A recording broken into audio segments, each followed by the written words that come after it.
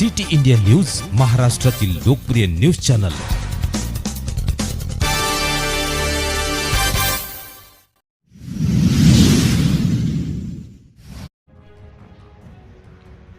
कळमेश्वर नगरपालिकेच्या करलिपिकास लाच स्वीकारताना रंगेहात अटक।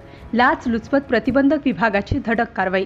कळमेश्वर ब्राह्मणी नगरपालिकेच्या घरफाळा कर विभागाचे करलिपिक रुपेश सावरकर यांना 8,000 रुपयांची नगदी लाच स्वीकारताना लाचलुचपत विभागाचे पोलीस निरीक्षक शुक्रवार दिनांक 9 ऑगस्ट रोजी सायंकाळी 5 वाजताच्या दरम्यान नगरपालिकेच्या कार्यालयातच सापळा रचून रंगेहात पकडले। त्यामुळे नगरपालिका कार्यालयातील कर्मचारी व अधिकारी यांच्यात एकच खळबळ उडाली आहे।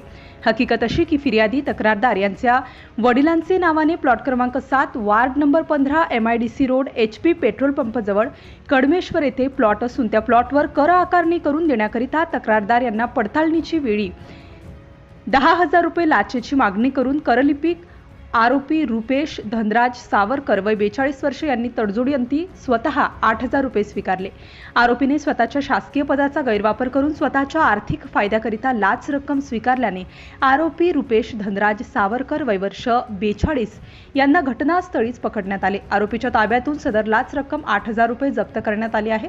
फिर्यादीने याबाबत लाचलुचपत प्रतिबंधक विभागाकडे तक्रार नोंदवली होती। त्या आधारे आज शुक्रवार दिनांक 9 ऑगस्ट रोजी पालिका कार्यालयातच लाचलुचपत विभागाने अधिकारी दबा धरून बसले होते। सावरकर याने एकूण 8,000ची रक्कम हातात घेताच त्यांनी आरोपींना आपल्या ताब्यात घेतले।